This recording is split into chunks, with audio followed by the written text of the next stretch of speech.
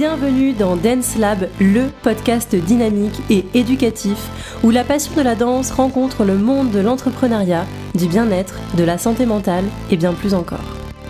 Des conseils, des histoires, des conversations captivantes avec des experts et des personnalités où recommandations et partages d'expériences enrichissent le quotidien des danseurs et pas que. Je suis Maïwenn Bramoulet, danseuse professionnelle aux multicasquettes, passionnée de danse depuis toute petite, ayant pour objectif de lever les voiles sur les fantasmes et les clichés du métier. En vous partageant toutes les facettes, les difficultés, les richesses et les challenges que ce métier comporte. Si cet épisode t'a plu, n'hésite pas à le partager autour de toi, à me laisser une note et un commentaire sur Spotify ou Apple Podcast. Et si tu souhaites participer au podcast, écris-moi. Aujourd'hui, j'accueille Zoé Laïb, une artiste pluridisciplinaire, danseuse, comédienne, auteure, metteuse en scène. Zoé a commencé la danse classique à l'âge de 4 ans dans une petite école de Béziers où elle a été formée par Bénédicte, une professeure bienveillante qui privilégiait le plaisir de danser à la compétition. Très vite, la danse est devenue une évidence pour Zoé, mais son parcours a pris une tournure plus complexe lorsqu'elle a été confrontée à la compétition, à la pression des critères physiques imposés par le milieu de la danse classique. Une période marquée par des moments de doute et de remise en question. Malgré ces difficultés, la passion de Zoé pour la scène ne l'a jamais quittée. Après avoir compris que le chemin vers l'Opéra de Paris n'était peut-être pas le sien, elle a trouvé une nouvelle voie en découvrant le théâtre au Cours Florent. C'est là qu'elle a eu une véritable révélation. L'art de la scène pouvait prendre différentes formes et la danse et le théâtre pouvaient se nourrir l'un et l'autre. Cette pluridisciplinarité lui a ouvert des portes, notamment lorsqu'elle a décroché son premier contrat professionnel en tant que danseuse dans Democracy in America de Romeo Castellucci. Zoé est aussi une artiste engagée.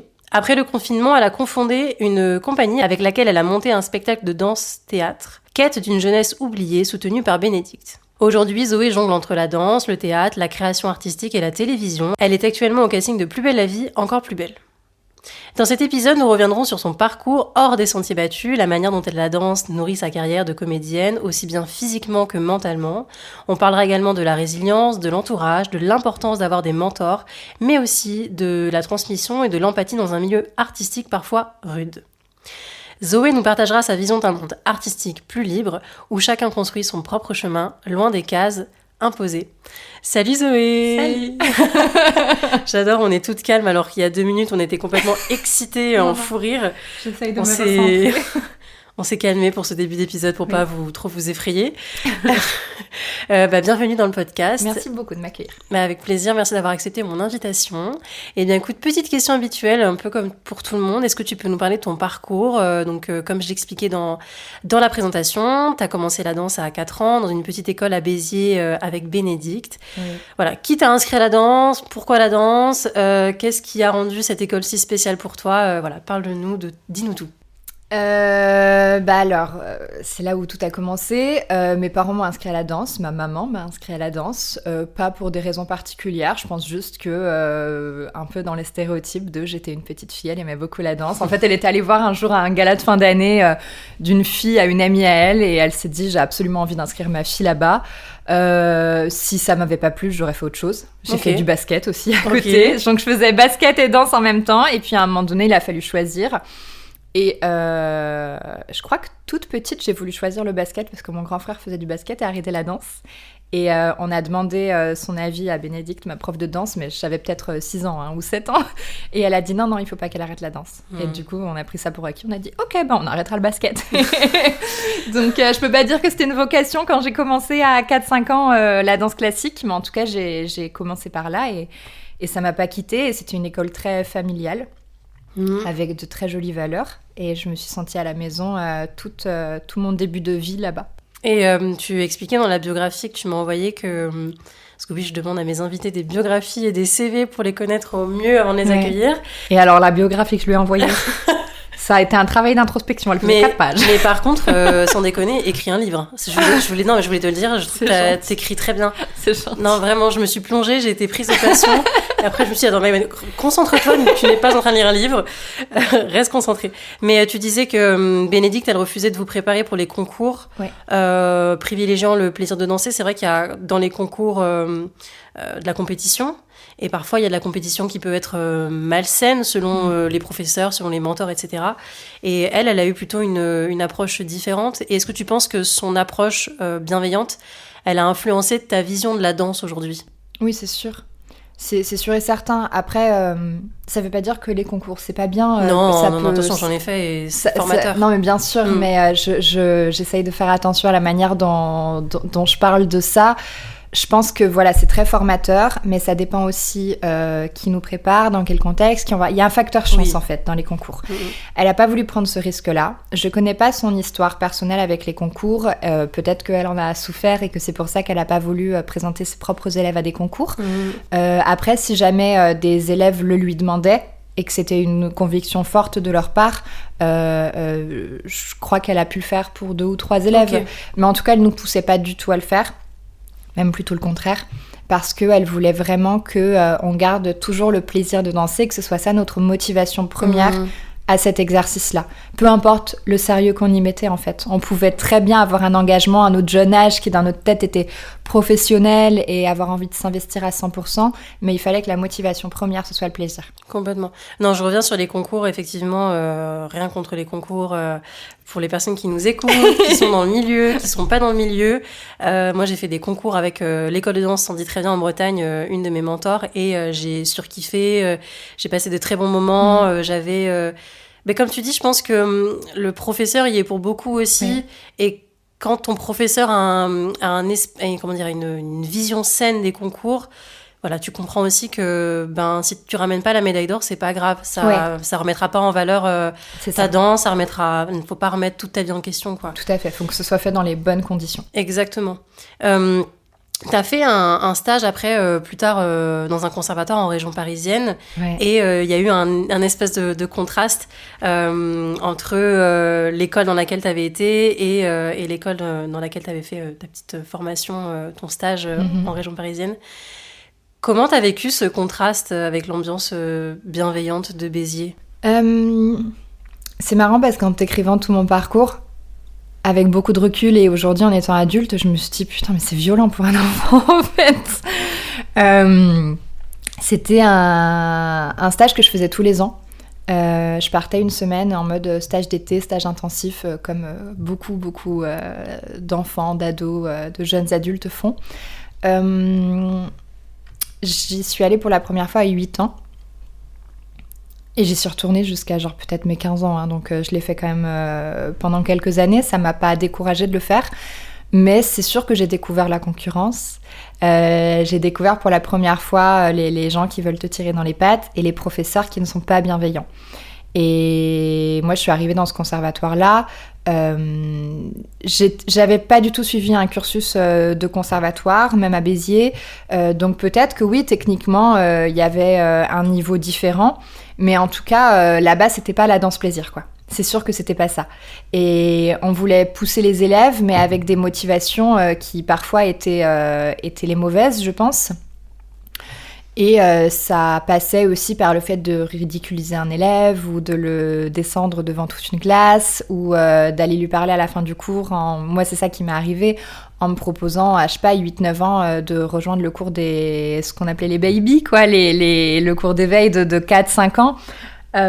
Pour ceux qui n'écoutent pas, c'est les premiers, pour ceux qui n'écoutent pas n'importe quoi, pour ceux qui ne connaissent pas, ce sont les premiers cours que tu fais quand tu commences la danse. Ouais, quand tu découvres la danse. Tu découvres la danse, donc c'est très humiliant de dire ça. Ouais, c'est même pas de la danse en fait, c'est vraiment un éveil du corps, quoi, pour apprendre à se mouvoir quand t'es tout petit, quoi. Et la chance que j'ai eue, en fait, c'est que les premières années, après, on a eu une autre accompagnatrice qui a été super. C'était Bénédicte, ma prof de danse, qui venait avec nous. Et en fait, c'était totalement inconscient, parce que je pense que quand t'es enfant, tu comprends tout, mais parfois, tu peux mettre quelques heures ou quelques jours à le conscientiser. Et donc, moi, je prenais ces informations-là, et tout de suite, en sortant du cours, vu que Bénédicte nous attendait à la sortie de chaque cours pour nous accompagner et tout dans le cours suivant, je lui raconte. Et en fait, elle a été d'un soutien sans faille parce qu'elle a Elle a pris ma colère. J'ai pas eu besoin d'être en colère. C'est elle qui a été en colère et qui tout de suite est allée voir les personnes concernées, à faire monter la foi et a dit c'est hors de question qu'on parle comme ça à mes élèves. Vraiment, on était ses enfants en fait. Et grâce à elle, j'ai pas été en colère contre ces gens-là. Au contraire, j'ai tout de suite développé une espèce de mentalité de ok, bon, on va leur montrer. C'est des problèmes qu'ils ont à régler avec eux-mêmes, le fait de tout ce qu'ils projettent sur moi. Et très jeune, j'ai eu ce truc de ah ouais, tu crois pas en moi? Et encore aujourd'hui, je me fais comme ça. Ah ouais, tu crois pas en moi? T'es sûre? Ok, on va voir ça. Donc voilà. C'est Pierre Ninet qui disait là il y a pas très longtemps, j'ai vu dans une pas une interview mais une face caméra qu'il faisait tout seul avec sa prof de français. Avec sa prof de français. C'est marrant parce que tu vois, il expliquait qu'il cherche pas forcément une revanche ou tu vois à venger ou quoi que ce soit, mais je pense que quand t'es artiste, ça te trotte quand même un petit peu quelque part dans la tête. Et même juste quand t'es humain, tu te dis ah ouais, je peux pas y arriver. Bah regarde. Et finalement, avec l'âge, je pense, avec la maturité aussi et la sagesse, tu fais pas ça pour prouver aux autres. Tu fais juste ça pour te prouver à toi-même que en fait, je suis capable de tout faire. Quoi. Mais je pense que depuis le début, en fait, c'est pour se prouver à soi-même. C'est du dépassement de soi constant. Et c'est pour ça que c'est des carrières qui sont quand même assez difficiles. Mais je crois que finalement, jamais ça a été pour prouver quoi que ce soit à qui que ce soit. Ça a été plutôt un espèce de développement personnel et de travail acharné entre moi et moi-même. Quoi. Ta prof Bénédicte, c'est elle qui t'a donné un petit peu la force de continuer malgré le rejet que t'avais pu un peu vivre, on peut dire ça comme ça? Ouais, je pense, et encore une fois, c'était pas du tout conscient, mais elle était tellement soutenante, tellement maternelle avec nous, tellement... En fait, cette école, je l'ai tant aimée, et puis Bénédicte, je l'ai tant aimée parce que c'était notre seule prof, c'était son école, parce que quand tu allais là-bas, t'avais l'impression que tu étais capable de tout. Jamais une fois, je me suis dit, je pourrais pas y arriver. Donc elle nous donnait les armes pour ne jamais douter de nous-mêmes. Et ça, c'est une qualité essentielle et c'est la qualité que je voudrais transmettre à mes enfants et à tous les jeunes avec qui je travaillerai un jour, quoi. C'est on peut tout faire. Je suis d'accord. Voilà. Fin d'épisode. C'est ça, ciao. Non, je suis d'accord. On peut tout faire. Et je vais rebondir sur l'Opéra de Paris où tu as voulu y aller, tu t'es rendu compte que tu rentrais pas forcément dans les critères physiques. Donc tu as eu une autre approche finalement de la danse? Ouais, totalement. C'est marrant parce qu'à cet âge-là, moi je me suis... Tu peux raconter l'anecdote? Donc je fais de la danse depuis toute petite, depuis je pense que j'ai 4 ans, et un jour, je sais pas ce qui me pète, à 12 ans, je crois que j'étais en 6e, je vais sur mon téléphone portable ou mon ordinateur portable, je sais pas, j'étais dans le canapé chez mes parents, et je me dis, ok, je vais regarder les critères d'admission à l'Opéra de Paris. Et j'ai été grande très tôt. Je pense que franchement au collège, en 6e, 5e, je faisais déjà peut-être 1m70 presque. T'es mannequin, hein. Voilà, en fait. Et en fait, je me rends compte que je suis trop grande pour intégrer l'Opéra de Paris et que je pourrais même pas me présenter au concours. Et là, je m'effondre. Mais alors que c'était même pas un rêve de rentrer à l'Opéra de Paris. Je sais pas pourquoi ça a eu une répercussion telle sur moi. Et ma mère me trouve dans cet état-là. Et avec du recul, encore une fois, puisque j'ai fait un petit travail d'introspection, ma biographie, développement personnel, je pense qu'en fait, c'est la première fois que j'ai été confrontée à l'injustice. C'est que à ce moment-là, c'était la taille. En vérité, c'était pas la taille. Hein. Même si j'étais dans les critères physiques, j'aurais pu passer le concours, j'avais pas la technique. Enfin, je serais pas allée à l'opéra quoi qu'il arrive. Mais j'étais vraiment confrontée à quelque chose que je ne pouvais pas maîtriser.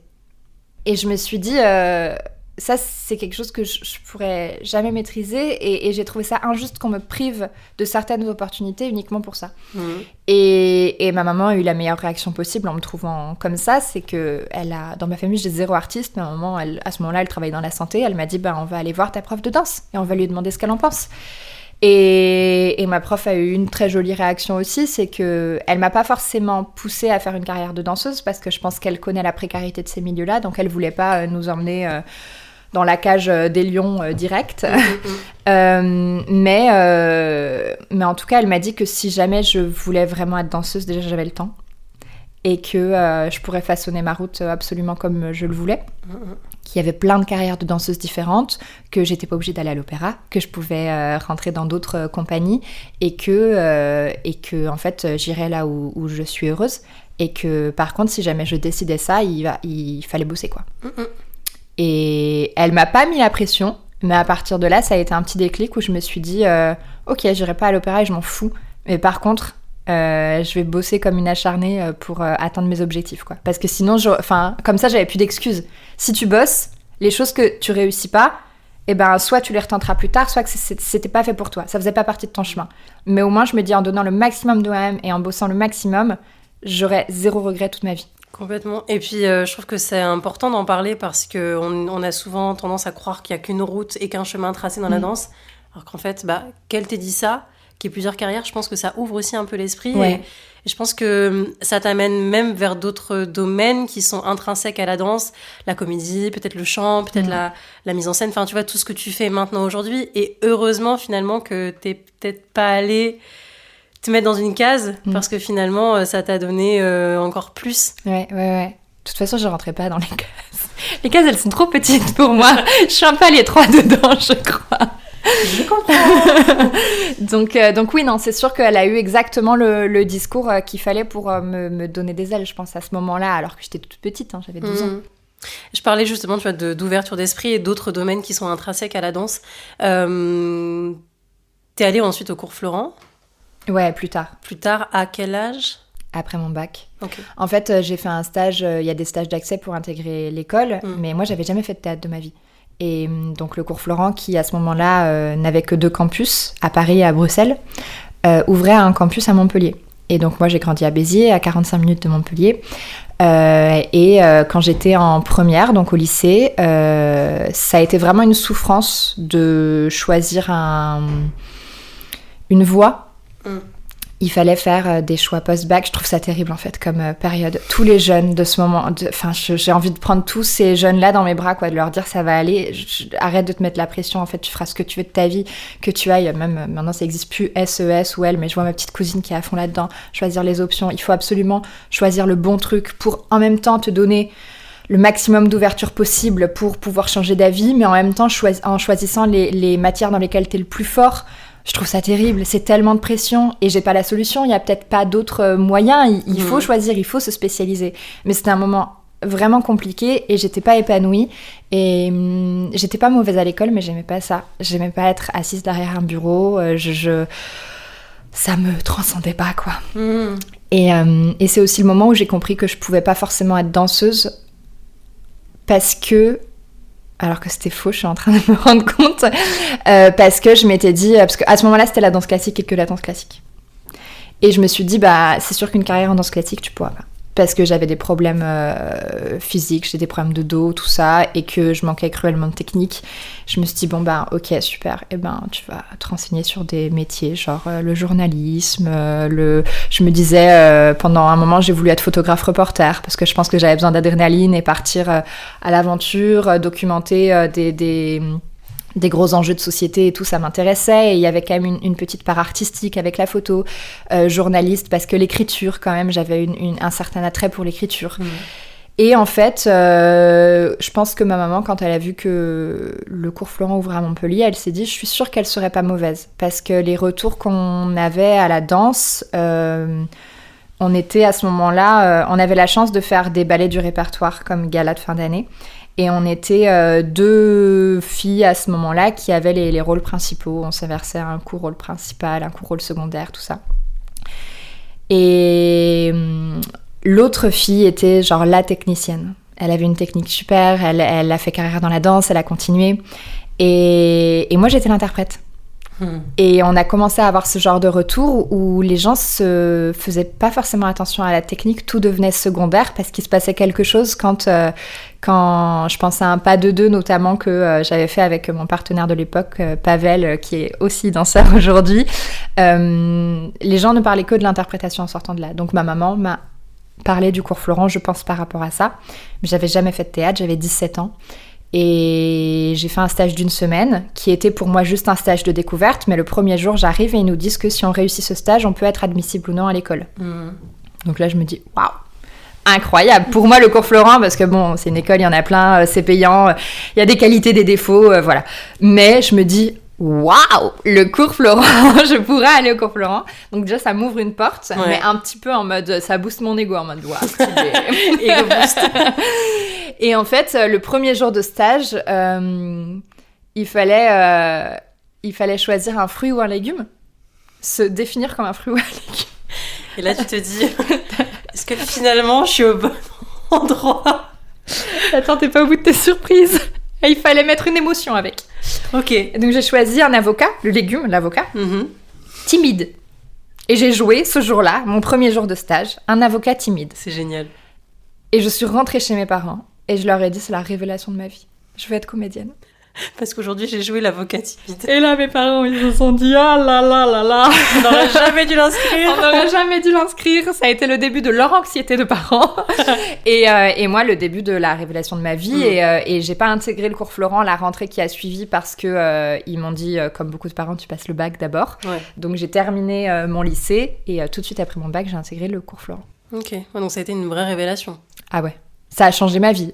Moi, je ne connaissais pas du tout ce milieu du théâtre.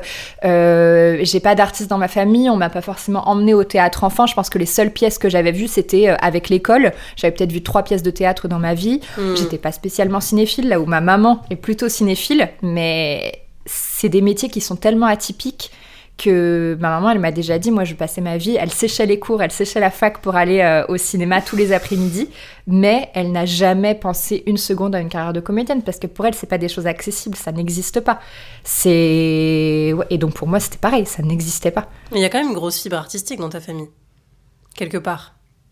Par rapport à quoi ? Bah, tu me disais que ta maman, elle aime le cinéma. Ouais. Tu vois, il y a quand même, pour moi, il y a un côté artistique. Ben ouais, elle aime le cinéma, mais... Ça vient pas, je trouve que ça vient pas aussi de nulle part qu'elle t'ait inscrite au cours Florent. Tu vois, quand tu ouais, fais un peut-être. peu parallèle. En tout cas, oui, c'est sûr qu'elle a peut-être une sensibilité artistique, mais en tout cas, il y a personne dans ma famille qui a choisi des voies artistiques. Sûr. Je veux dire, ma maman travaillait dans la santé, après elle a eu des gîtes.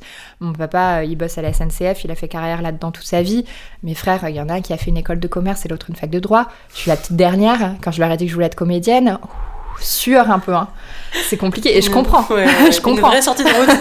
Ah ouais, c'est-à-dire que maintenant, je suis pas maman, mais maintenant que j'ai l'âge d'être maman, je peux un petit peu plus me mettre à leur place et me dire ah ouais, c'est chaud quand ton enfant il te dit ça, tu te dis mais comment est-ce qu'on va pouvoir l'accompagner dans les meilleures conditions quoi.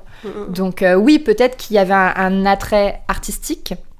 J'ai un de mes frères aussi qui dessine très bien, donc il y a une petite sensibilité, mais en tout cas rien qui est autorisé, on va dire. Parce que je pense que dans peut-être les mentalités à l'époque, c'était moins... C'est sûr. Ouais. C'est sûr. Enfin, il fallait... moi, j'ai pas passé un bac S, mais mes 2 frères ont passé un bac S, et le premier qui a 10 ans de plus que moi, parce que forcément, tes parents t'évoluent au fur et à mesure de tes enfants, et t'es sans doute moins intransigeant avec le dernier qu'avec le premier. Oui. T'es la première ? Je suis la première. Donc voilà, mais c'est sûr que mon grand frère, il avait absolument rien de scientifique dans son profil au lycée, et mes parents lui ont dit c'est bac S, ils lui ont pas laissé le choix. Donc c'est sûr qu'il n'y avait pas d'ouverture d'esprit à ce type de milieu possible sur cette génération, et plus particulièrement sur ma famille, parce que sur cette génération, c'est une famille d'artistes, je pense que c'est plutôt accepté. Ouais. Mais l'inconnu fait peur, je comprends. Complètement. Je rebondis sur la danse.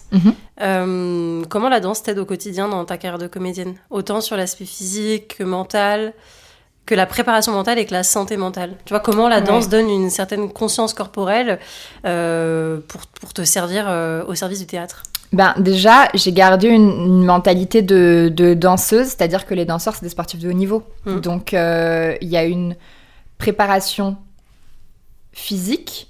Je pense que je travaille pas forcément de la même manière qu'un acteur qui ne serait que acteur. Je sais que la physicalité a vraiment une grande importance dans mon travail. Je garde une condition physique, tout du moins j'essaye. Et c'est pas simple parce que là, ça fait 1 an et 3 mois, je crois, que je suis sur une quotidienne. C'est un rythme qui est très dense. Je crois que j'ai mis à peu près 1 an à trouver mon équilibre.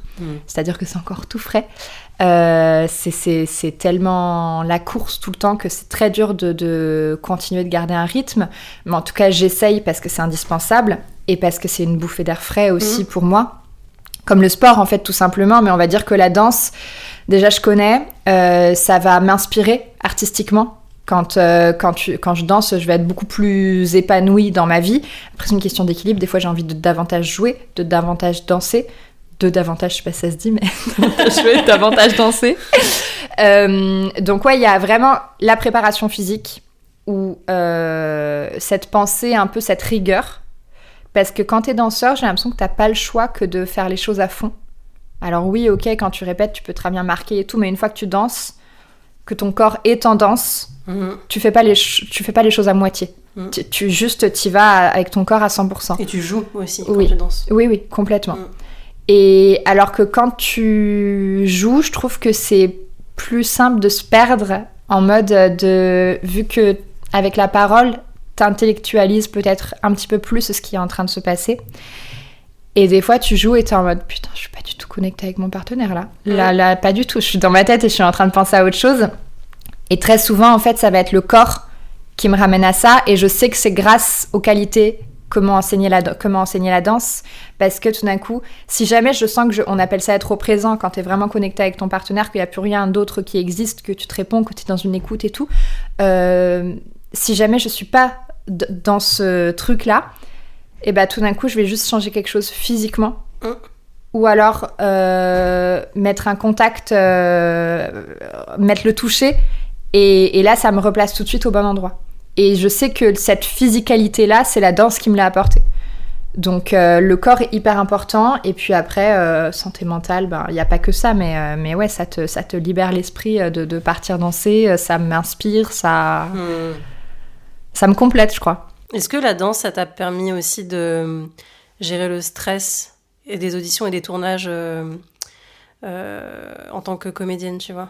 Grâce à ta préparation mentale aussi. Alors, sur certains domaines, oui. Je pense que tout ce qui est spectacle vivant, quand je suis au théâtre, c'est un stress qui est très similaire. Okay. Donc, c'est sûr que je ressens absolument les mêmes émotions quand je vais rentrer sur un plateau de théâtre, que je suis en coulisses, que quand je m'apprête à danser sur scène. C'est la même chose, donc c'est un sentiment qui est familier pour moi. Et c'est sûr que ça m'aide à le gérer de la meilleure façon. Je casse tout.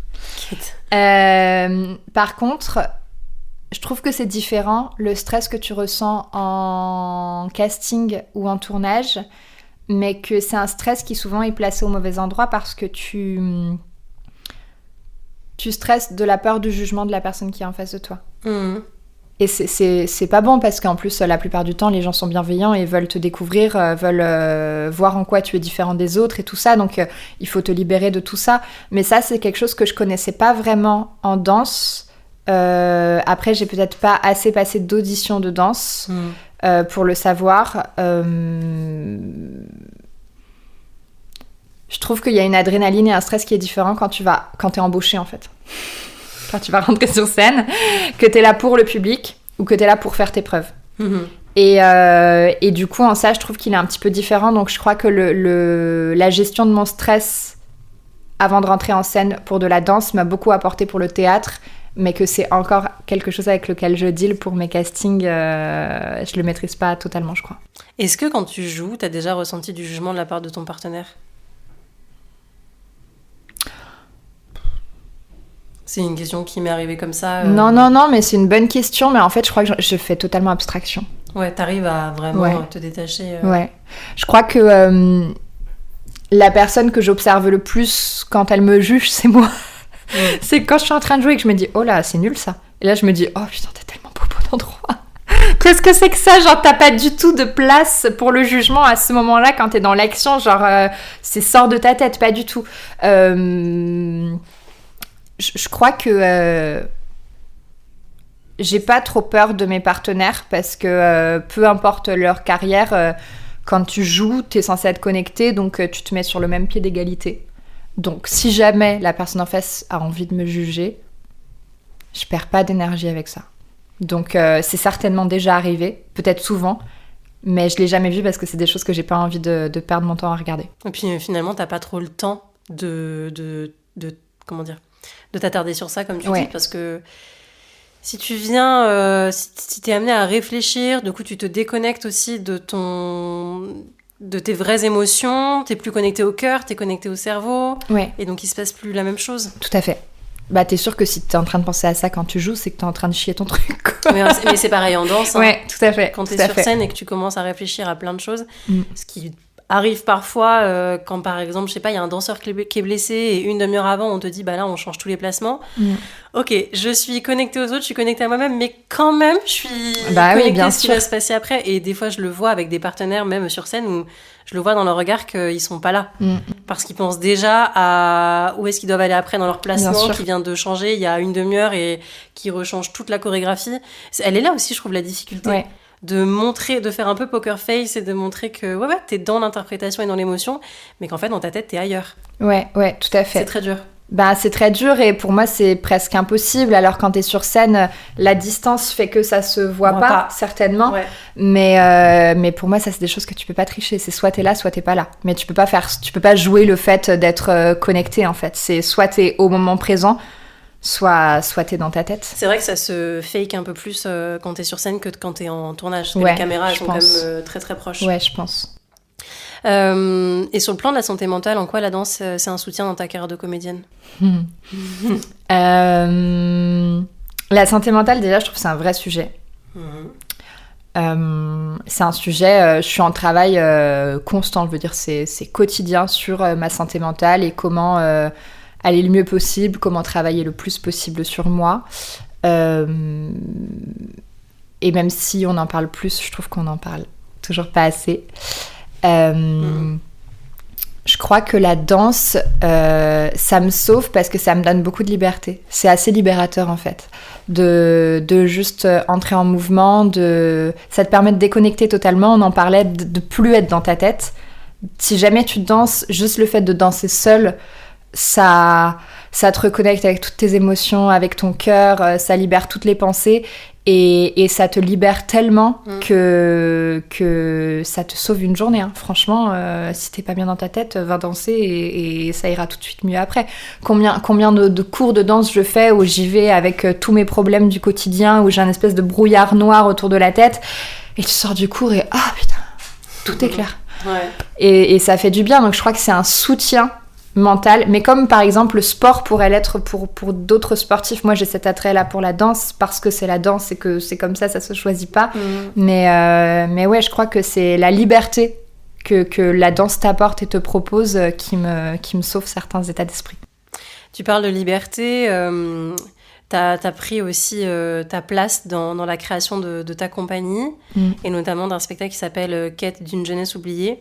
Comment est né ce besoin de donner une voix à la jeunesse après le confinement? Qu'est-ce qui t'a motivé à choisir ce thème? En fait, je l'ai pas choisi. J'ai écrit cette pièce avec ma meilleure amie et on était juste les principales concernées. Et ça a été une période affreuse, sincèrement. En discutant aujourd'hui avec du recul, je me rends compte qu'on l'a pas du tout tous vécu de la même manière. Il y a des gens qui n'en ont pas souffert, qui ont trouvé ça génial et qui du coup, en entendant le propos d'une création comme ça, sont un peu en mode ça va Calimero. Putain, un moment, on te demandait de rester chez toi et regarder la télé, ça va aller, tu vois.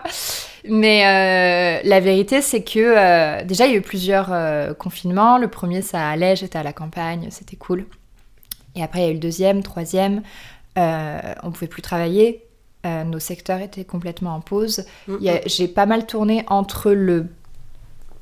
juste avant le deuxième confinement, parce que quand ça a repris en septembre 2020, j'ai eu l'impression que c'était beaucoup en télé aussi. Les gens se sont dit vite, profitons-en, machin, donc j'ai pas mal tourné, puis après tout s'arrête à nouveau. Et en fait, ce projet-là, il est né un soir où ma meilleure amie qui habitait à 5 minutes à pied de chez moi, dans ma rue à Paris, ce qui est quand même une chance, ma vie ça a été Friends pendant quelques années, était venue chez moi, je crois qu'elle était venue dîner, boire un verre de vin... Et en fait, il y avait le couvre-feu encore. Ouais. Et elle part, donc elle était hors la loi, quoi. Le couvre-feu était tombé. Et en fait... Elle était hors la loi. La nuit était tombée, il était 19h, elle devait rentrer chez elle. Exactement. Quand on y repense, c'est... C'était improbable, quoi. Et en fait, j'habite dans une... à l'intersection de 2 rues très, très passantes, un carrefour où ça circule beaucoup. Et à ce moment-là, en fait, donc elle descend et elle me rappelle, mon digicode avait changé. Et elle me rappelle, mais en flip, en détresse totale, en me disant « Zoé, ouvre-moi, il y a la police au carrefour, machin. » Et en fait, elle remonte, mais horrible, genre le stress, je lui redonne le code, elle remonte, machin. Et on se met à la fenêtre et on regarde ça. Et on se dit « Mais qu'est-ce qui se passe ?» C'est vraiment ça qu'on est en train de vivre. J'avais, je crois, enfin on avait, parce qu'on a le même âge, 21 ans. Et on se dit, c'est censé être les plus belles années de nos vies. Les moments où, ok, t'es étudiant, t'as pas un rond et tout, t'es dans la merde sur plein de trucs, tu sais pas trop qui tu veux devenir. Mais t'es censé avoir cette insouciance, cette naïveté, cette liberté de faire tout ce qui te plaît. Et ça n'existe plus. Et vu que c'était un problème de santé publique, on parlait beaucoup de la génération de nos grands-parents à juste titre. Ouais. Mais on parlait pas du tout de santé mentale, en fait. Et il y a combien d'étudiants qui ont arrêté leurs études ? Il y a combien d'étudiants qui n'ont pas pu faire leur stage ? Il y a combien d'étudiants qui sont tombés en dépression dans leurs appartements parce qu'ils vivaient dans des studios tout petits et que la vie n'avait plus de sens, en fait. Et avec ma meilleure amie, on écrivait déjà chacune de notre côté. Et on s'est rendu compte qu'on écrivait sur les mêmes sujets, qui étaient ce qu'on était en train de vivre. Ouais. Et quand elle est rentrée chez elle ce soir-là, on s'est écrit, on a dit « Ok, maintenant il faut en faire quelque chose parce que je crois qu'on a un devoir de mémoire à avoir sur ça. » sur les grands oubliés qu'ont été les jeunes dans ce problème complexe de santé mentale et d'épidémie mondiale, de santé physique et d'épidémie mondiale. Et donc on s'est mis à écrire sur ce sujet-là parce qu'on était les principales concernées. Et puis après on a fait un appel à témoignages et il y a des centaines de jeunes qui nous ont écrit. Et en fait c'était horrible, je pleurais en lisant les témoignages. Il y a des jeunes qui se suicidaient. Enfin, les idées noires, les dépressions, l'anxiété, elle a décuplé. C'était affreux. Et je crois que c'est encore quelque chose qui a traumatisé une génération entière, en fait, ce moment-là. Bien sûr. Puis tu te rends compte que très souvent, tu crois être seule.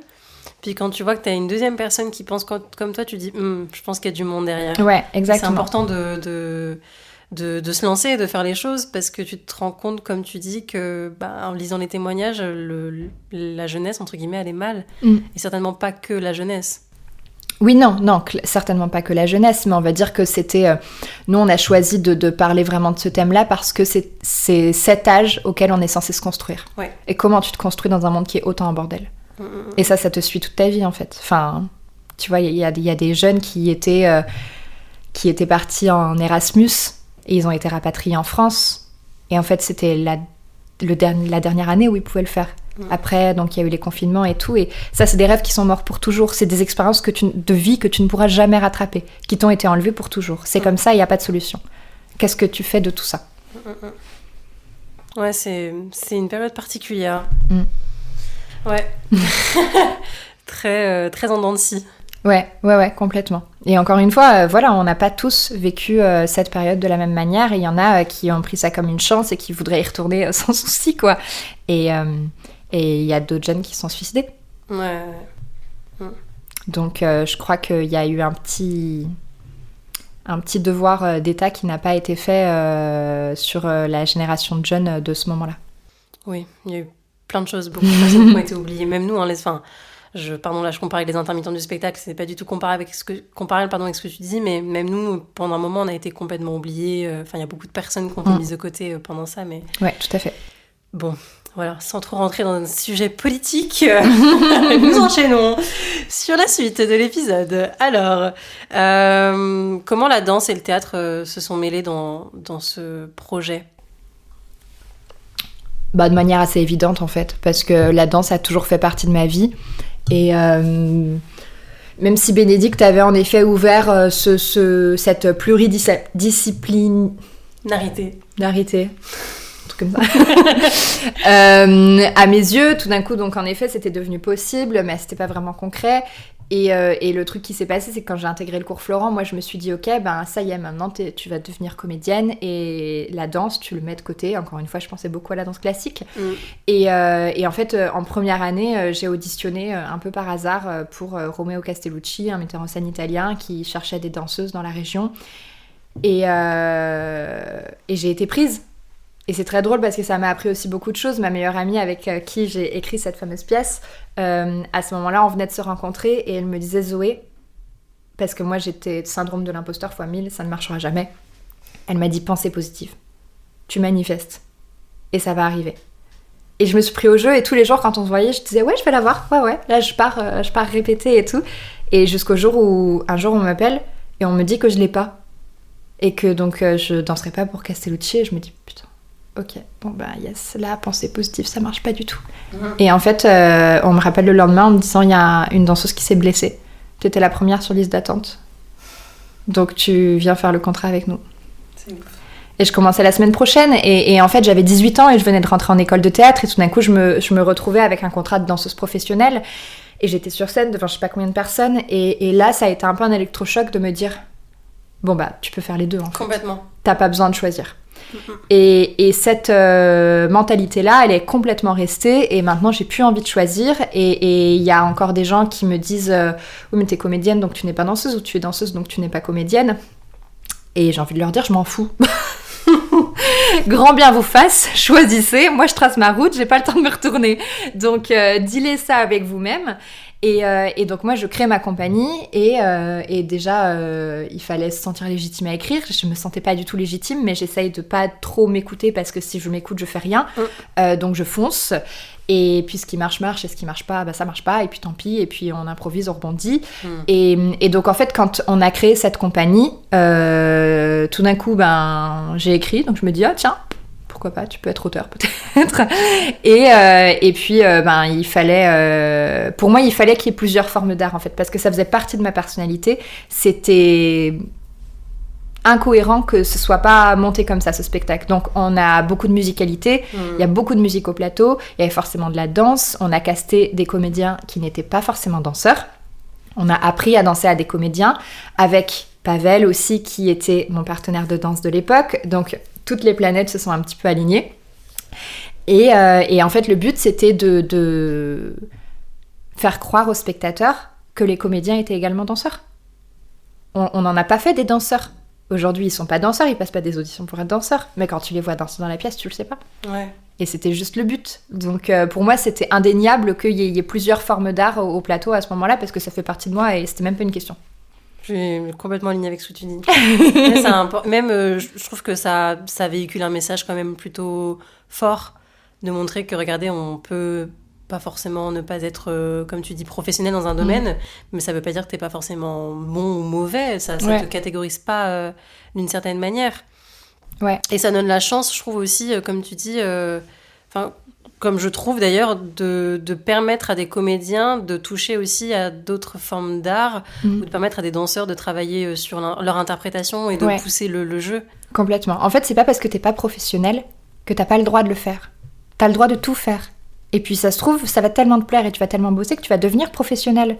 Mais est-ce que le but c'est d'être professionnel ? Non. Le but c'est de te faire plaisir à toi, de faire quelque chose qui a du sens, de porter des messages qui sont parfois vecteurs d'espoir ou autres. À partir de là, t'as gagné. Être professionnel, avoir fait une école, avoir fait une formation, je m'en fous en fait. Le but, c'est le chemin que tu parcours autour de tout ça. Est-ce que ça t'apporte à toi et aux gens qui sont touchés par ce que tu fais ? Puis tu te professionnalises en apprenant. Ouais. Moi, ou même toi, on n'a pas passé des castings en étant professionnel. On a appris à devenir professionnel aussi en passant des castings et en te mêlant au milieu qui est la danse ou la comédie ou le théâtre ou autre chose. Bien sûr. Les plus grandes choses que j'ai apprises, c'est en travaillant.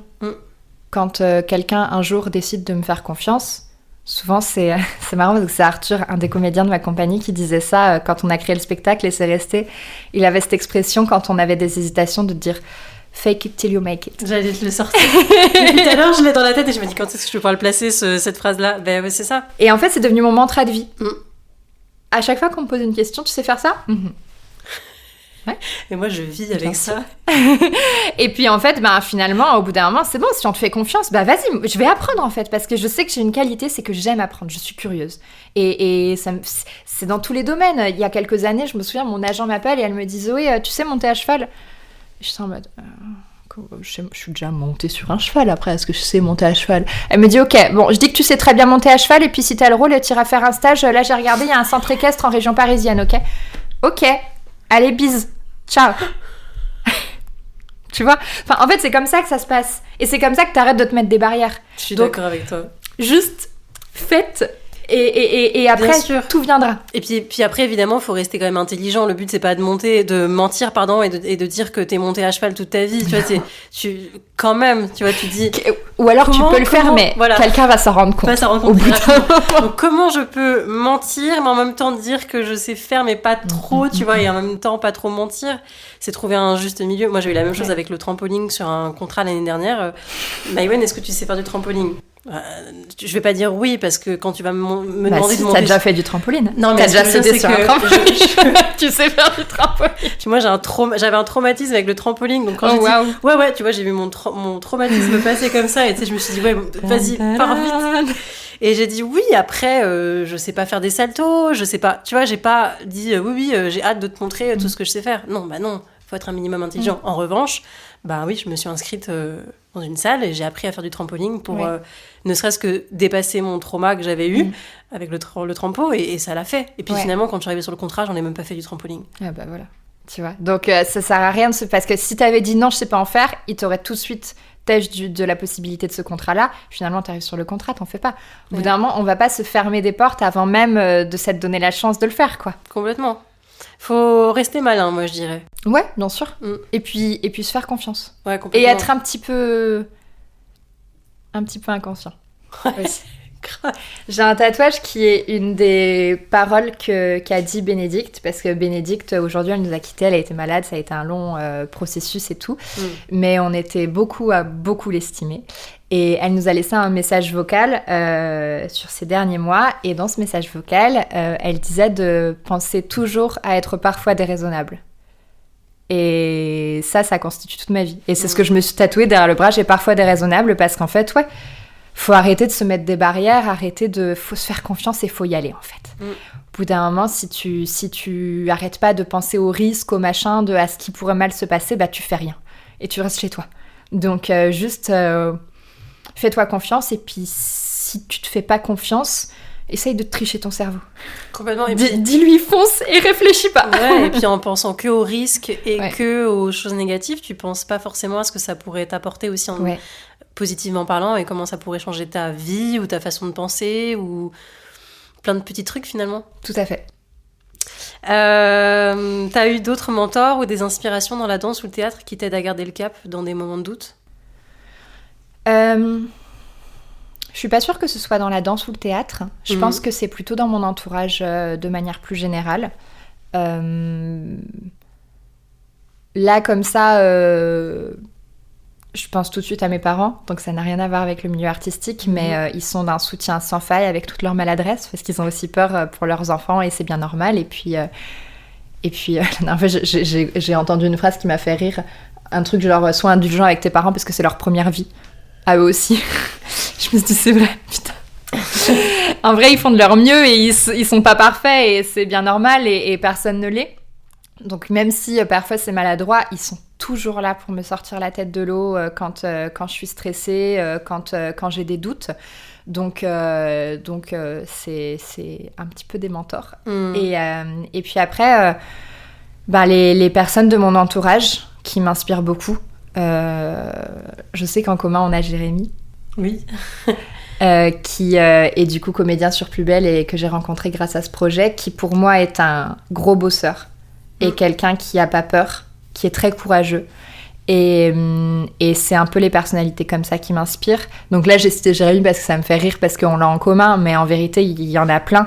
Et ma meilleure amie m'inspire beaucoup sur certains domaines. Et après, je vais trouver quelqu'un d'autre qui va m'inspirer sur d'autres domaines. Et en fait, je fais un petit peu ma tambouille avec tout ça. Les gens qui m'inspirent, c'est surtout des... Je te l'avais dit la première fois qu'on s'est appelés. Mais j'essaye de tempérer un peu le propos parce que ça pourrait être mal perçu. Les gens qui m'inspirent, ce sont les gens qui réussissent. Mais en fait, c'est faux de dire ça. C'est parce que quelqu'un qui va réussir en one-shot un seul projet, ça peut être un coup de chance. Les gens qui m'inspirent, c'est ceux qui réussissent sur le long terme parce que ça veut dire qu'ils ont énormément échoué. Ça veut dire que leur parcours, il a été plein d'épines et qu'ils continuent à obtenir des contrats, à travailler, à se former, à être curieux des autres, à être ouvert d'esprit. Et en fait, ces gens-là, moi, me fascinent et me passionnent parce que je me dis, putain, genre, go, quoi. Je suis tout cœur avec toi, fonce, continue. Moi, quand y a rien qui me rend plus heureuse que quand je vois des gens qui réussissent. Et moi, je me dis, ok, qu'est-ce qu'il a fait pour en arriver là? Où est-ce qu'il a bossé? Ah ouais, en fait, cette nana-là, elle a fait ça, mais elle s'est aussi formée à ça. Et putain, elle est maline parce qu'en fait, elle est sur ce contrat-là. Et puis, purée, elle est débrouillarde, elle a fait ça, ça, ça. Et en fait, je suis pas sûre d'avoir un mentor précis qui réunisse tout ça, mais chaque personne avec leurs qualités différentes m'inspire. Et juste, ouais, les gros bosseurs, ça m'inspire. Tu parlais aussi dans la bio que tu m'as envoyée de la référence sur le discours de Karim Leclou en recevant son César, qui moi aussi m'a beaucoup touchée et qui a fait partie de mes discours préférés à cette soirée-là, où il faisait l'éloge de la gentillesse et que ça donnait de l'espoir pour la suite. Moi, je trouve que réussir, effectivement, j'en parlais dans une autre interview, la réussite, effectivement, t'y arrives parce que voilà, ton chemin, il a été semé d'embûches, comme tu dis, très épineux, et puis tu as cette ténacité, cette résilience à toujours vouloir foncer et à pas lâcher. Mais faut pas oublier, pour ma part, que derrière, il y a quand même je pense, de l'humain et comment tu y arrives, parce que tu as des gens qui réussissent, mais de quelle manière aussi. Faut rester gentil, faut rester humble, je dirais aussi. C'est important d'avoir ces valeurs-là. Et ouais, je trouvais que son discours m'avait beaucoup touchée parce qu'il faisait un parallèle avec la gentillesse. Et c'est vrai qu'on a tendance, je sais pas, parfois dans la société, à comparer la gentillesse avec la faiblesse, je trouve, et pas forcément.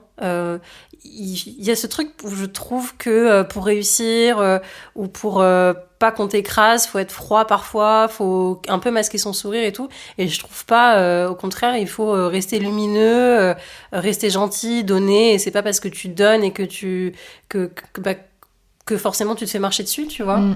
Donc voilà, je sais pas ce que toi ça signifie pour toi aussi, cette importance de l'empathie dans la construction du monde de demain. En fait, je vais paraître un petit peu niaise ou naïve en disant ça, mais je reste intimement persuadée que ça ne l'est pas, donc je le dis et je le revendique.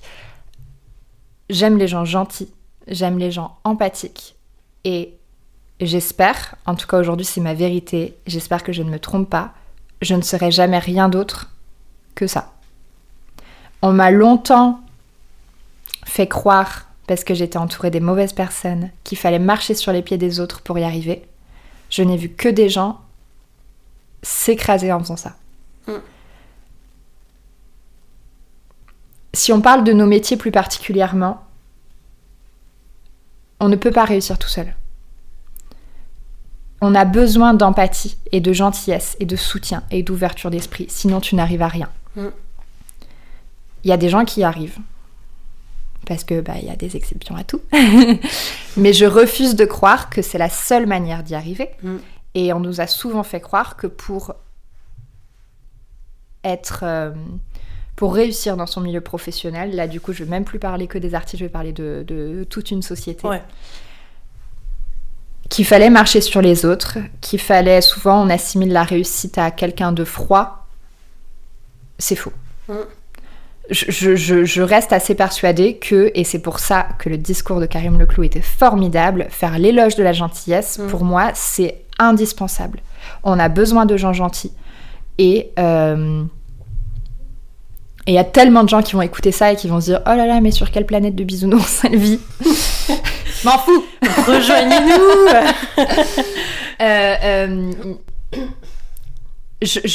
En fait, j'en fais un peu une lutte, une conviction de vie. C'est-à-dire que je refuse aujourd'hui de m'adresser à des gens et d'avoir des exigences en râlant ou en étant désagréable. Je le ferai toujours avec le sourire. Et ça veut pas dire que tu te laisses marcher sur le pied. Sur le pied. J'en ai plus qu'un, de toute façon. Ouais, sur le pied. Le droit d'ailleurs, je refuse qu'on me marche sur le pied droit. Sur le pied gauche, tu peux, mais sur le pied droit, non. Non, je refuse. Ça veut pas dire que tu te fais marcher sur les pieds, quoi. Juste, tu peux très bien demander ça avec toute la sympathie et le sourire le plus sincère que tu as et te faire respecter de la même manière. Et pour moi, on a besoin de ces qualités humaines-là, encore plus aujourd'hui dans une société qui est très divisée. On va pas se lancer sur la politique, mais c'est très très important pour moi d'être leadée par des gens gentils. Et j'ai l'impression qu'on a encore souvent l'exemple d'artistes et peut-être aussi d'acteurs qui ont façonné toute une génération parce que le monde, la société se portait plutôt bien. Et donc, on avait beaucoup d'acteurs qui étaient très torturés, très noirs, très machin, et c'est devenu nos exemples. On s'est dit, waouh, stylé d'être torturé, machin. Aujourd'hui, c'est fini. Le monde va mal. La société est assez divisée. Arrêtez de vouloir être torturé. Non, va chez ton psy, tu lui racontes ta vie, tu règles tes traumas et tout va bien se passer. Et sois ouvert avec les autres. On a à apprendre de tout le monde et à s'enrichir du parcours de tout le monde. On a besoin de bienveillance et tout seul, t'avanceras pas. Ouais, complètement. Voilà. Et voilà. C'est ma petite revendication. Je suis assez d'accord avec toi. Moi, quand je suis arrivée dans le milieu de la danse, attention, je mets pas tout le monde dans le même panier. J'ai eu des modèles de personnes qui étaient entre guillemets au-dessus de moi, on va parler hiérarchiquement parlant, qui traitaient pas forcément bien leurs artistes, qui les considéraient pas, qui leur parlaient pas, je dirais, je veux pas juger les propos de chacun, mais qui je trouvais pas avaient une certaine empathie et bienveillance. Et je me suis dit, ah ouais, pour réussir, faut être comme ça. Mais merde, moi j'ai pas envie d'être comme ça. Ouais. Et après, au fur et à mesure, tu te rends compte que aussi ton prisme et ta vision des choses se dirigent vers les bonnes personnes. Parce que des fois, on n'a que ça dans le viseur. Et puis quand tu ouvres un petit peu, tu dis « Ah, en fait, il y a d'autres personnes qui sont gentilles et qui réussissent. » Et c'est trop cool. Parce que moi, quand j'ai vu ça, ça a remis beaucoup de choses en question. Je me suis dit « Mais du coup, je remets en question l'éducation de mes parents aussi quelque part. Parce que ça veut dire que si je veux réussir, il faut que je devienne comme ça. Mais mes parents m'ont pas éduquée comme ça. Donc... est-ce que je vais au bon endroit ? Est-ce que je suis au bon endroit ? Est-ce que la danse c'est fait pour moi ? Est-ce que devenir ci ou ça c'est accessible parce qu'il faut devenir comme ci ou comme ça ? 10 000 questions qui te passent dans la tête et puis finalement quand tu lèves un peu le pied, quand tu prends un peu de recul et que tu vas respirer un peu ailleurs, tu te rends compte que non, tu peux aussi réussir en étant gentil, et en étant bien élevé, en étant éduqué, en respectant les autres, en te respectant. Et vraiment, je le dis, et c'est important, n'essayez pas de vous créer un espèce de personnage qui ne correspond pas du tout à qui vous êtes et à vos valeurs. En fait, au bout d'un moment, les masques, ils tomberont et ça marchera plus. Ouais. Après, si c'est pour se jouer à un personnage parce que ça vous aide à être quelqu'un d'autre, mais que ça remet pas en question vos valeurs et que ça vient pas faire du mal à autrui, pas de problème, c'est trop bien. Enfin, il y a plein de personnes qui réussissent, des comédiens, des humoristes qui jouent des personnages et c'est comme ça que ça marche. Donc, il n'y a pas de souci là-dessus, mais c'est vrai qu'il faut pas remettre... faut pas que ça vienne dénaturer, je dirais, nos valeurs. Ouais, et puis je pense qu'en fait, on a besoin d'autres exemples aujourd'hui. On a besoin de... Il y a forcément des leaders dans chaque domaine, des gens qui sont sous les feux des projecteurs, qui ont de la notoriété.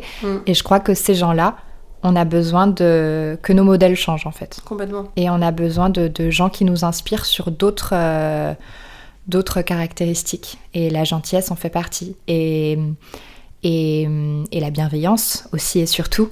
Et ça me faisait penser, là, tout ce que tu disais sur ce dont on a parlé plus tôt, le fait que j'ai eu de la chance parce que ma prof de danse était très bienveillante et que quand je suis arrivée en conservatoire, les professeurs n'étaient pas forcément bienveillants, etc. Et en fait, ça, je me suis donné comme objectif aussi de changer, en tout cas sur ma manière de travailler quand je travaille avec des gens, avoir une toute autre approche de la pédagogie. Parce que pendant longtemps, on a fait l'éloge, surtout dans le monde de la danse, je crois, l'éloge d'une pédagogie très rude, où il fallait mal parler, où il fallait, pour motiver un danseur, il faut le rabaisser. Comme ça, tu lui donnes les épaules pour se surpasser, etc. C'est marrant parce que ça, j'en avais parlé, alors que Bénédicte, pour moi, avait ces valeurs-là. Enfin, elle les a, c'est sûr. Et j'en discutais avec elle parce qu'en fait, quand t'es enfant, ok, ça te construit. Tu peux te surpasser. Peut-être que ça va t'apporter quelque chose de rencontrer ce genre de personnes. Mais à l'âge adulte, je suis partie en résidence avec un autre chorégraphe qui rabaissait tout le monde. J'ai jamais vu ça. Un complexe d'infériorité tel, enfin, il était abject avec tout le monde. T'avais pas le droit d'aller boire quand tu le voulais, parce qu'il disait que lui, il avait été formé dans une école russe, avec la mentalité russe, et que en fait, t'allais boire. Enfin, au bout d'un moment, je suis désolée, tu fais du sport de haut niveau, je vais boire. J'arrête pas un exercice pour aller boire. Je vais boire quand c'est pas mon tour. Oui, enfin, mais bien sûr. Au bout d'un moment, cette espèce de pédagogie de rabaisser pour faire évoluer, je me bats contre. Et donc, vu que j'ai fait cette résidence à l'âge adulte, en fait, c'est la première fois de ma vie où j'ai dit stop. Où j'ai dit, ok, enfant, ça m'apportait, j'apprenais, je me dépassais. Adulte, je sais ce que je vaux, je sais ce que je veux, et là, c'est non. Je m'infligerai pas ça, en fait. Et j'en ai beaucoup parlé avec Bénédicte, qui me disait, oui, mais est-ce que tu penses pas que c'est nécessaire parfois ? Et je lui disais, je crois pas. Je crois que personne, jamais, ne m'a élevée en me traitant de la sorte. Je crois qu'on peut obtenir des aussi beaux résultats, voire des meilleurs résultats, avec énormément de douceur, de bienveillance et d'empathie. Et ça veut pas dire qu'on n'est pas strict, et ça veut pas dire qu'on n'est pas rigoureux. Ouais. Mais il faut changer les normes, en fait, je pense. Je suis d'accord avec toi et je reçois quelques messages sur ce sujet-là par rapport au podcast. On m'envoie des messages et tout. Et des mamans aujourd'hui ou des femmes adultes, tu vois, beaucoup de femmes d'ailleurs, plus, qui m'écrivent, qui me disent... c'est trop dommage parce que moi j'ai arrêté la danse parce que justement il y avait des personnes qui étaient comme ça avec moi et j'ai perdu confiance et j'ai... Ok, c'est un milieu qui est dur, mais ça éloigne quand même certaines personnes d'une passion qui à la base est la danse et ouais, c'est pas cool, je dirais. Ouais, bah c'est même surtout abject. Ouais. c'est pour moi c'est inconcevable. J'ai eu la chance que ça me dégoûte pas de ce milieu-là, mais pour moi, il faut vraiment changer les choses. Tu peux pas grandir et te construire en tant qu'adolescent, jeune adulte ou adulte avec la transmission de valeurs comme ça. C'est pas possible. Moi, j'ai envie de transmettre autre chose à la génération de demain. Il y a aussi cette notion de jalousie aussi qui arrive parfois quand il y a de la compétition ou qu'il y a des choses qui sont mal faites. Et il y a aussi en France, je trouve, parfois la jalousie de la réussite. Parce que la réussite dérange. J'ai jamais compris pourquoi. Mais ça, je pense que c'est des choses qui te renvoient à des choses personnelles. Et donc voilà, comment toi, ton entourage t'a permis de te dépasser dans tout ce processus créatif et de rester focus ? Bah, tout mon entourage me l'a pas permis. Ça a été un gros travail sur moi de sélection et d'appréciation de mon entourage. C'est très difficile, hein. Encore aujourd'hui, je deal avec ça. J'ai pas honte de dire que je suis très peu entourée. J'ai vraiment pas beaucoup d'amis. Mais parce que c'est un choix. Parce que à force de déception, au bout d'un moment, je veux dire, mon petit cœur de Petit cœur de mon beurre. petit cœur de beurre, mon petit cœur tout mou là, il peut pas survivre à un nombre pas possible de déceptions. Donc le choix que j'ai fait, ça a été de m'entourer de très très peu de personnes. Parfois, je le regrette pendant un moment parce que je me dis putain, ça me fait rêver les gens qui ont plein d'amis, qui sont méga entourés, qui sont toujours appelés machin pour sortir, pour machin. Mais en fait, je crois que pour ma santé mentale, c'est beaucoup mieux. Et je me préserve et je suis entourée de très peu de gens, mais je sais que ce sont des très belles personnes, des très belles âmes et que je peux compter sur elles.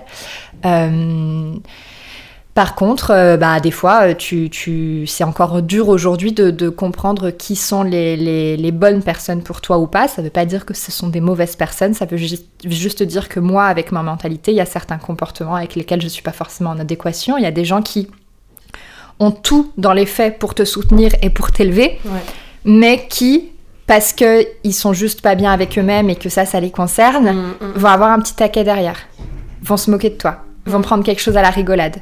Et en fait, plus tu estimes haut une personne, plus la moquerie qu'elle va avoir à ton égard te détruit.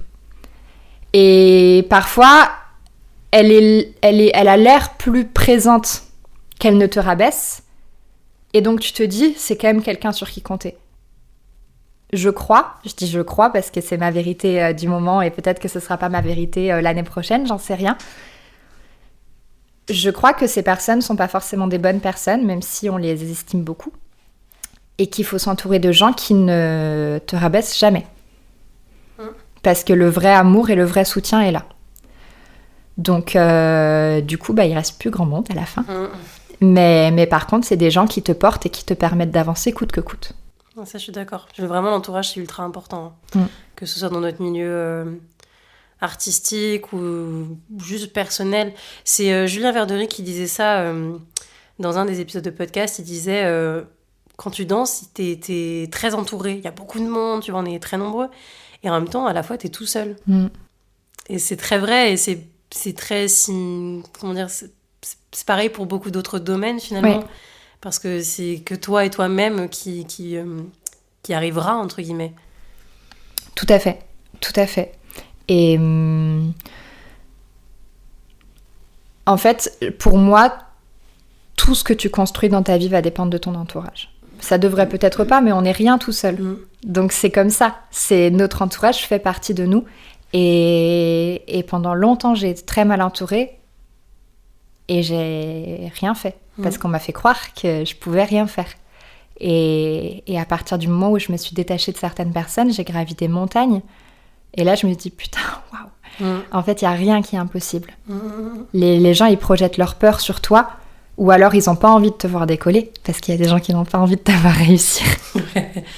Ou en tout cas... redis, mais tout le monde ne veut pas te voir réussir, et ça, c'est ça. Une vérité... Ou en tout cas, ils ont envie de te voir réussir, mais tant que tu réussis pas plus qu'eux.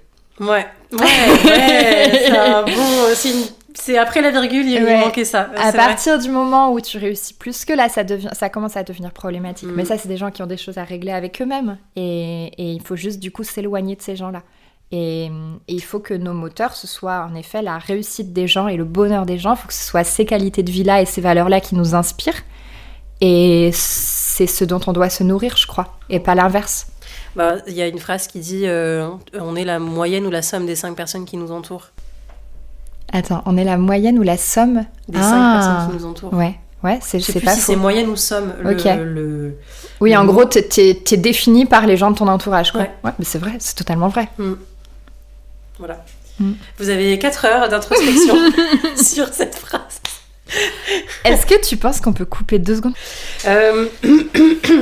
Dans quoi on était, là l'envie de faire pipi. Avant, je sais plus. Mais j'ai cru que j'allais exploser, c'était l'enfer. Je sais pas si j'ai envie de garder ça dans l'épisode. Tu peux, c'est pas grave. Ok, donc on a fait une petite coupure dans l'épisode pour des raisons personnelles. J'avais envie de faire pipi. Voilà, tout le monde a envie de toilette, tout simplement. Qu'est-ce que j'allais dire Je voulais faire un truc un peu stylé dans ma transition. Pas du tout. C'est pas grave, ça garde quelque chose d'humain et d'authentique. Parce que nous sommes humains, avant tout. Je voulais rebondir un petit peu sur l'illégitimité. Tu vois, tu parlais un peu de ça tout à l'heure. Tu as abordé ce mot-là. C'est vrai que parfois, quand on ne suit pas de formation, quand on n'a pas fait d'études, on n'a pas les diplômes, etc., on se sent pas très légitime. Qu'est-ce que tu dirais à une personne, toi, qui se sent illégitime dans son art ou dans ce qu'elle souhaite entreprendre ? Je lui dirais que le jour où elle aura compris qu'il faut qu'elle se fasse confiance parce que personne d'autre ne le fera à sa place, elle pourra tout faire. C'est-à-dire que, encore aujourd'hui, des fois, je me sens illégitime dans ce que je fais, mais c'est une idée que j'essaye de balayer par... vraiment de façon tout à fait mécanique. C'est pas que j'arrive à me persuader que je suis légitime, c'est juste, il y a l'idée et ciao.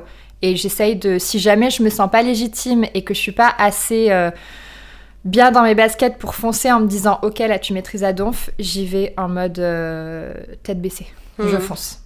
Parce qu'on peut pas tout faire en se sentant génialissime et à la hauteur. Sinon, t'as un ego surdimensionné. C'est normal que t'aies des doutes. Ça fait partie de ton parcours. Donc, au bout d'un moment, accepte-les. Et deal avec, en fait, pour continuer d'avancer. Parce que si jamais tu t'arrêtes à chaque doute, tu vas trop ralentir. Puis je trouve que le doute, ça peut autant te nourrir que te pourrir, en fait. Vraiment. Tout à fait. Quand tu mentalises beaucoup trop les choses, t'es plus connecté à ton cœur et en fait, t'es plus dans le moment présent, dans l'authenticité et dans ton élan d'avoir cette idée qui t'a traversé l'esprit et te dire « Ah, vas-y, je vais y aller, let's go, ça me plairait. » Et puis quand t'as le petit démon qui débarque et qui dit « Mais en fait...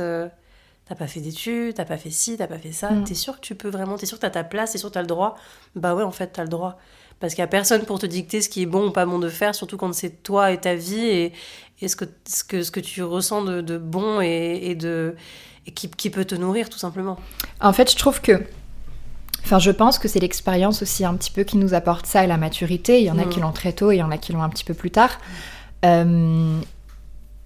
Il y a ce truc à partir du moment où tu as vécu certaines épreuves, ou que tu as un petit peu commencé à tracer ton chemin, et que tu sais que tu vas pas mourir, que tu vas survivre à ce stress qui paraît intersidéral, que c'est ma tante qui me dit toujours ça, elle m'a toujours dit demain il fera soleil.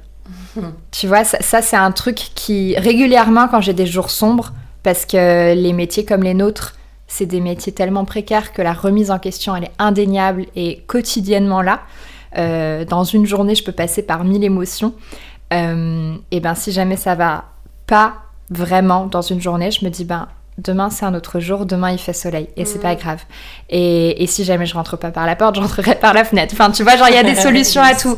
Mes parents, ils m'ont vraiment éduquée avec cette mentalité de il y a des solutions à tout. Un problème, une solution. Et ça permet d'accomplir des tonnes de choses. Donc je pense qu'il faut faire taire cette petite voix dans sa tête, non pas en faisant comme si elle n'existait pas, mais en faisant le deuil qu'elle sera toujours là. Donc voilà, elle est là. Maintenant, qu'est-ce que t'en fais ? Est-ce que tu t'attardes à l'écouter, ou est-ce que tu acceptes le fait que tu n'as pas toujours confiance en toi, et c'est comme ça, et que les gens en face, parfois, voient des qualités en toi que toi, tu ne vois même pas. Donc, laisse la chance aux gens de voir tout ça, de découvrir toutes ces facettes de ta personnalité, en restant toujours modeste, mais en fonçant. Moi, la seule chose qui me donne du crédit par rapport à ça, quand je manque de confiance en moi, c'est le travail. C'est-à-dire que je me dis que si j'ai beaucoup travaillé, alors c'est pas forcément la méthode absolue, hein. Peut-être que si je retourne voir ma psy en lui disant ça, elle va me dire « Allô, on va déconstruire certains schémas de pensée. » Mais pour moi, je me dis, voilà, si je bosse, je mérite autant que les autres. Je m'en fous de pas avoir de formation, je m'en fous. Il y a plein de gens, il y a plein de parcours de personnes qui nous ont déjà prouvé le contraire, que ça pouvait marcher. Donc à partir de là, on sait que ça peut marcher. Donc, par contre, arriver dans un endroit où tu te dis « Putain, j'ai rien bossé, je me sens vraiment pas à ma place et tout », oui, là, Jean-Michel, tu chies dans la colle, qu'est-ce que tu veux que je te dise ? Mais à partir du moment où t'as bossé, je pense que, voilà, la petite voix, elle est là, et la petite voix, tu vas lui prouver l'inverse aussi. Complètement. Et je trouve que problème-solution, alors moi, ça fait partie de mes mantras aussi, et parfois, quand tu cherches trop une solution et que t'en trouves pas, il y a peut-être pas de problème, finalement. Oui, c'est vrai. Parce que quand tu réfléchis beaucoup, tu te crées peut-être aussi des problèmes. Et donc, tu essaies de trouver une solution à ton problème. Mais finalement, le problème que tu te crées n'existe tout simplement pas parce qu'il est juste dans ta tête. Ouais, tout à fait. Et il y a une technique de psychologie aussi que je trouve vraiment vraie. Vraiment vraie, hein. C'est que c'est très vrai. et qui fonctionne très bien. C'est prends soin de toi comme tu prendras soin de ta meilleure amie. Donc ça peut marcher pour tout. Par exemple, si tu déprimes, si ta meilleure amie elle est avec toi et qu'elle déprime, qu'est-ce que tu lui fais ? Je sais pas, tu vas lui faire un bon petit plat réconfortant, tu vas aller lui acheter un masque, machin.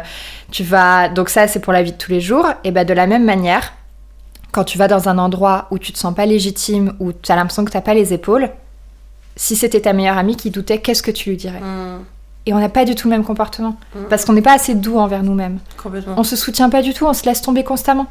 Donc au bout d'un moment, si c'est ma meilleure pote qui est en dep et qui arrive pas et qui se dit putain, vas-y, je suis trop nulle, j'y arriverai jamais, il y a plein de meilleurs danseurs que moi, il y a plein de meilleurs comédiens que moi, pourquoi j'aurais cette audition ? C'est en mode non, go girl, t'as toutes les capacités, t'es formidable, t'es singulière, cultive cette singularité. Ma maman elle me dit toujours ça, cultive ta singularité et montre-leur pourquoi c'est toi et pas quelqu'un d'autre. Et quand tu te mets à te parler à toi-même comme ça, putain, ça fait du bien. Complètement, parce que tout ce qu'on se dit dans notre tête, des fois, des choses très négatives, tu n'iras pas les dire de cette manière-là à ta pote ou à qui que ce soit d'autre. Tout à fait. Les seules personnes qui peuvent te mettre des limites, c'est ton entourage, comme on en a parlé tout à l'heure, donc l'importance de très bien s'entourer, et toi-même. Souvent, c'est toi-même qui te mets tes propres limites. À partir du moment où tu les balayes, tu fais ce que tu veux. Et puis les gens qui disent que tu peux pas faire, ciao. En fait, je suis désolée, j'ai trop de trucs à faire, j'ai pas une seconde à vous accorder. Ouais. Bisous, bye. Mais de toute façon, ce que je dis aussi souvent, c'est que ce que les autres pensent de toi, c'est pas ta responsabilité. Donc Ouais. Et puis, oui, en effet, souvent, ça a à voir avec eux-mêmes, en fait. Souvent, les gens projettent sur toi ce à quoi ils sont confrontés eux-mêmes, quoi. Grave. Donc, si jamais, par exemple, quelqu'un te dit que t'as pas les épaules pour faire ça, c'est peut-être que parce que lui, il sent qu'il a pas les épaules pour accomplir ça, et du coup, c'est plus simple de mettre tout le monde dans le même panier que de se dire comment est-ce que je m'en sors pour sortir de cette zone de confort-là et accomplir des choses nouvelles, quoi. Très d'accord avec ça. Écoute, c'est une belle manière de conclure gentiment l'épisode, parce que nous sommes à 1h et quelques. J'ai l'impression qu'on a fait un podcast sur la santé mentale et la motivation. Après, j'avoue quand même que mon podcast tourne beaucoup autour de ces sujets-là, et ce sont des sujets qui sont importants pour moi, parce que je trouve qu'on n'en parle pas assez de manière générale, et dans la danse aussi. Donc c'est cool, ça fait toujours du bien, et puis on n'a pas parlé que de ça. On a parlé d'autres choses aussi qui peuvent nourrir les auditeurs, les personnes qui nous écouteront. Pour terminer, on va parler un peu de tes projets futurs, si tu as envie d'en parler. Est-ce que tu as des projets artistiques à venir, ou pas que artistiques, que ce soit en danse, en théâtre, en acting, en écriture, en tout ce que tu veux voilà. Alors déjà, donc le tournage de Plus belle la vie continue, parce que j'ai la chance d'avoir un rôle récurrent, donc ça fait partie de ma vie de manière assez quotidienne aujourd'hui. Ensuite, la pièce qu'on a abordée, Quête d'une jeunesse oubliée, a la chance d'avoir une nouvelle vie. On a fait le Festival d'Avignon cet été. Bravo. Le off ou le... Le off, ouais. Okay. Et on l'a fait donc de manière totalement autoproduite. C'était une galère sans nom. Ça a eu un grand succès auprès du public, mais avec beaucoup de manque d'expérience professionnelle. C'était très compliqué parce que je connais personne dans ce milieu-là, en fait. Donc, il faut arriver à se débrouiller. Et à force de démarchage depuis le début de l'automne, on travaille aujourd'hui avec une boîte de production qui s'appelle Madame Prod, qui s'occupe de nous en termes de diffusion. Cool. Et on réfléchit, donc pas pour la saison à venir, celle qui commence en septembre, parce que c'est déjà booké, c'est trop tard, parce qu'on travaille avec eux depuis même pas un mois. Excuse-moi, je te coupe. Pour ceux qui écoutent et qui ne savent pas comment ça se passe dans le spectacle, ça se fait pas d'un mois à l'autre. Les diffusions se font d'une année à une autre. Donc il faut prévoir tout ça en amont. Voilà. Je t'ai coupé. Merci beaucoup pour cette précision, parce qu'en effet, ça prend du temps. Et il faut prendre son mal en patience. Donc là, on parle de la saison 2026-2027. Donc c'est pas demain. Le but, ce serait de faire une tournée en région, en France, avec ce spectacle-là. Donc ce serait vraiment très chouette. Et selon comment le travail avance et ce qui est pertinent, peut-être penser un Avignon 2026 en étant soutenu en production par cette boîte de production-là, et donc plus uniquement en termes de diffusion. Donc déjà, ça, c'est une avancée énorme, rien que sur la professionnalisation du projet, et j'en suis vraiment très très heureuse. On verra où ça nous mène. Après ça, c'est comme les danseurs, on passe des auditions. Là, en ce moment, il y a pas mal de castings, de projets très intéressants qui tombent. Il y a des portes qui s'ouvrent, donc je suis très heureuse. Mais rien de concret pour lesquels je peux prendre la parole aujourd'hui. Mais j'espère qu'il y a des choses qui vont se concrétiser dans les prochains mois. En tout cas, j'y crois fort et on manifeste pour. Et je commence tout juste l'écriture d'une prochaine pièce.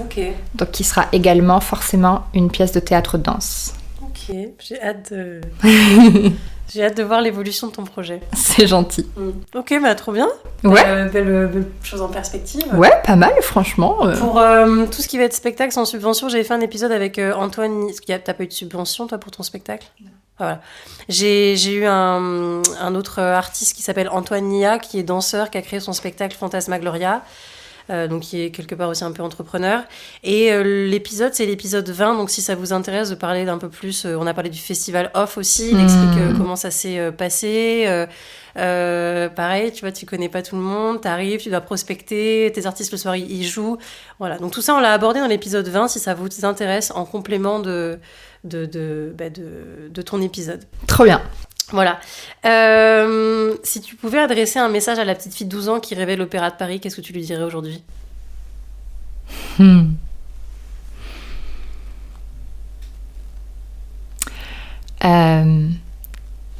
Je lui dirais qu'elle va être tellement heureuse, que ça va être tellement beau, que... Je suis presque émue. Je suis émue là. De toute façon, ce genre de questions, c'est toujours... Pas pleurer. Que va y avoir il va y en avoir des galères. Qu'il y a des fois, ça va être horrible, affreux, et que ça a l'air d'être un tunnel sans fin, et que... Putain, quand ça veut pas marcher, quoi. Mais que c'est ça aussi qui constitue nos vies, et que le jour où les planètes s'alignent, c'est magnifique, et que c'est une bouffée d'air frais, et que, putain, il n'y a pas un matin où je me réveille avec la non-envie de commencer cette journée. Tous les jours, je suis transcendée par le bonheur de la vie que j'ai choisie, quoi. Donc, l'Opéra de Paris, ou que sais-je, enfin, on s'en fout. T'es trop grande, bah reste trop grande. Tu seras trop grande pour beaucoup de gens. Et c'est pas grave. Et puis de toute façon, mon papa il m'a dit que la bonne taille c'est quand les pieds touchaient le sol. Donc voilà. C'est tellement mignon. Donc voilà, non, la petite fille de 12 ans, voilà, l'opéra, ce sera pas l'opéra, et puis on s'en fiche, et il y a tellement de belles choses qui t'attendent, que profite de tous les moments, continue de travailler, de t'ouvrir aux autres. Ce sera un travail de toute une vie, parce que personne n'a le savoir, et que là, je fais un podcast en prenant la parole, mais que c'est ma vérité, et que si ça peut aider certaines personnes, c'est super, mais que j'ai pas la vérité universelle, et que il faut toujours discuter avec les autres et s'ouvrir aux autres pour s'intéresser et évoluer sur sa façon de penser, et que c'est le combat d'une vie d'être heureux. Yes. Mais que c'est un travail, et que quand on le travaille, on le touche du doigt. Et c'est bien. Ça fait du bien. Bah voilà, j'ai rien de plus, je pense, à rajouter. C'est un bon moyen de terminer l'épisode. En plus, je vois que mes caméras me disent batterie faible. Elles sont sur chaud. Ouais. Et bah écoute, merci beaucoup Zoé pour cette heure quasiment et demie. Merci pour ton temps, merci pour ton partage. Voilà, c'est un peu bateau, c'est un peu tout ce que je dis à chaque fois aux mêmes personnes, mais c'est pour moi le temps c'est tellement précieux, et qu'on vienne m'accorder du temps, je trouve ça incroyable. Donc juste merci beaucoup. Je te souhaite plein de belles choses que professionnellement ou personnellement parlant, et voilà, merci à toi de m'avoir donné la parole, parce que même si tu dis qu'on t'accorde de notre temps, nous offrir l'opportunité de parler sur les valeurs avec lesquelles on s'est construit, et notre vision du monde, c'est très enrichissant. Et encore une fois, ça m'a vraiment mis en introspection sur moi-même. Donc ça m'a beaucoup apporté, et je suis très heureuse et flattée que tu aies pensé à moi. Bah merci beaucoup. Et si vous avez aimé l'épisode, n'hésitez pas à nous le dire, à mettre 5 étoiles, à commenter, à partager. Voilà. Ça, pour ma part, ça m'aiderait beaucoup pour le référencement du podcast. Mettez des likes. Mettez des likes. Abonnez-vous. J'ai l'impression de quémander. On le fait en ASMR. Abonnez-vous. Allez, ciao. Ciao.